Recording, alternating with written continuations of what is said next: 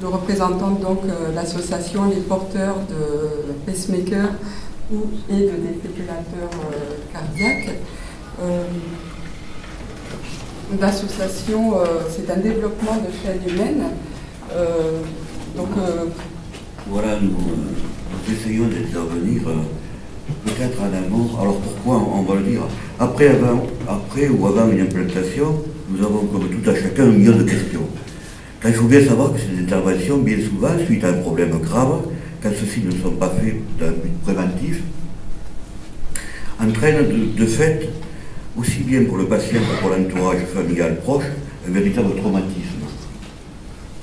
Car cela, au-delà de l'aspect purement médical de la prise en charge et l'intervention qui suit, et qui est très bien faite et efficacement gérée par la sphère médicale, se pose bien souvent le retour à la réalité et son lot de questions à l'appréhension de son nouveau mode de vie. Il ne reste pas moins vrai que cela induit mécaniquement un séisme dans la vie familiale, professionnelle, etc. Étant nous-mêmes un porteur de défibrillateur depuis de nombreuses années, plus de 25 ans pour certains, nous permet d'avoir un certain recul sur le vécu, l'appréhension des différentes situations dues à cet état de fait, et donc à même de répondre à bien des questions d'ordre général sur nos droits, mais aussi sur nos devoirs de malades vis-à-vis des médecins. L'association, donc c'est aussi mettre en relation les adhérents, les porteurs, les uns avec les autres, rencontre avec les familles, rencontre aussi avec le corps médical pour comprendre et pouvoir expliquer souvent aux familles comment vivre avec le défibrillateur. C'est partager les vécus, c'est les témoignages, c'est s'entraider, informer les adhérents aux nouvelles technologies, les actualités médicales, participer aussi à la prévention. Surtout, c'est aussi créer un lien entre les patients, créer un réseau, en fait. Et nous nous déplaçons à la demande des patients chez eux pour essayer d'appréhender un peu leurs difficultés. Alors nous avons aussi collaboré avec le ministère de la Santé au sujet du permis de conduire.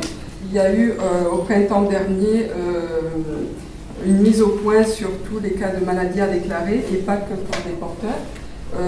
Cette réunion a eu lieu au printemps et le nouveau décret sur le permis de conduire, la liste des maladies restrictives, est paru au JO de décembre 2017.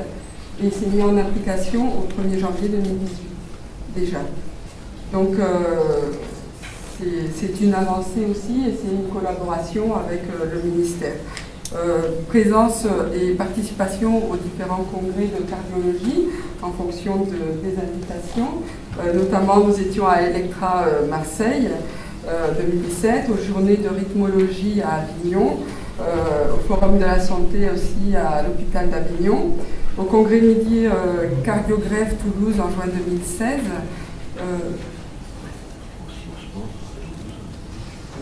Au sport aussi à Toulouse. Donc après, nous avons notre association a mis en place aussi des visites aux nouveaux implantés en fonction des demandes des patients ou du corps médical, des visites justement pour échanger du vécu et de l'appréhension avec le port d'un pacemaker ou d'un défibrillateur. Il y a aussi des journées de sensibilisation aux gestes de premier secours et utilisation de défibrillateurs. Donc on était aussi présent à la 5e journée européenne de sensibilisation à l'arrêt cardiaque qui a eu lieu à l'hôpital européen Georges Pompidou en octobre 2017.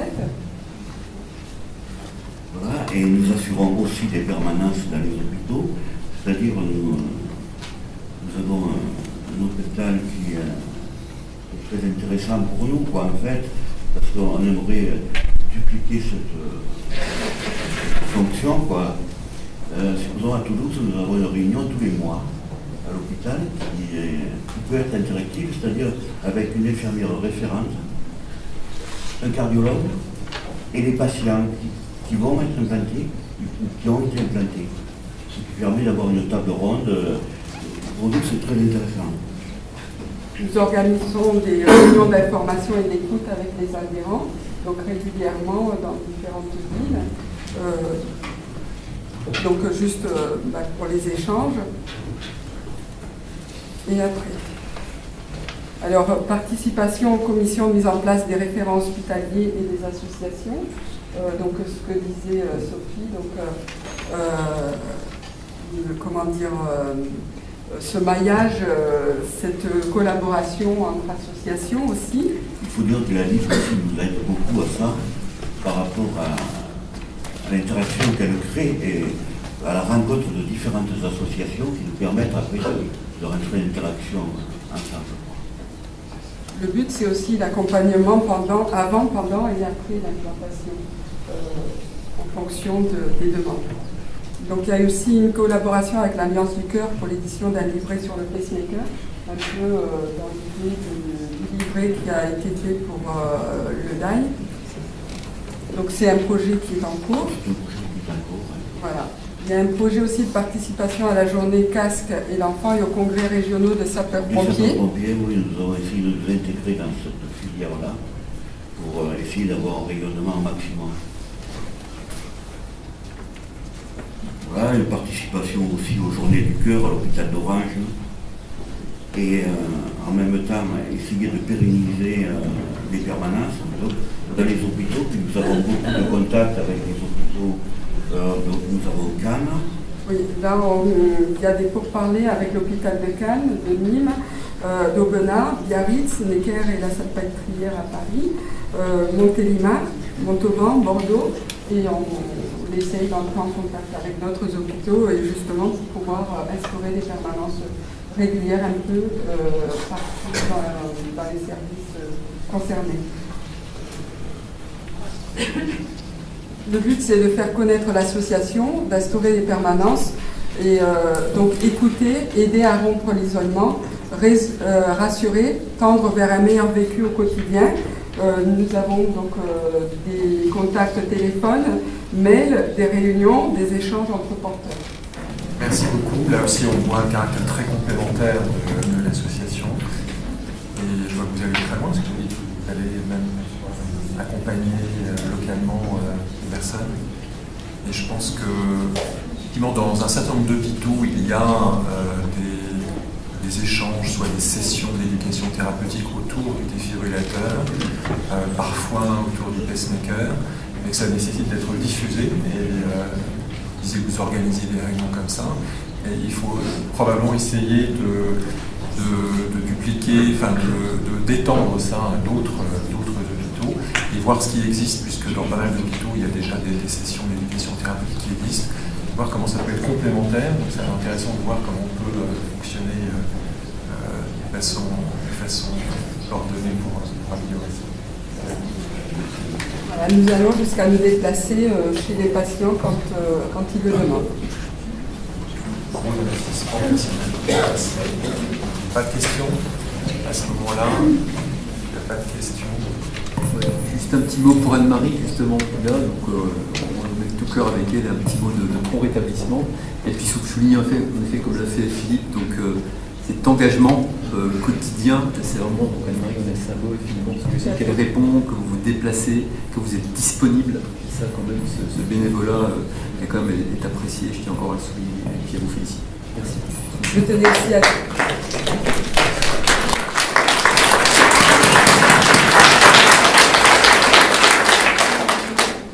Je tenais aussi à dire que l'association est toute jeune, elle n'a que 2 ans, que nous avons déjà totalisé une centaine d'adhérents et que nous continuons à œuvrer dans ce sens-là. Je voulais rajouter qu'en fait, on a commencé à faire un partenariat avec les connaissances d'éducation thérapeutique pour les enfants dans le service de professeur Bonnet avec Alice Maltrais. En fait, on a une personne de l'ANIC de Paris qui travaille avec l'association Les Porteurs et qui vient informer en fait pour les familles d'enfants porteurs de pacemaker, notamment des médiateurs des autres sessions. En fait, on essaye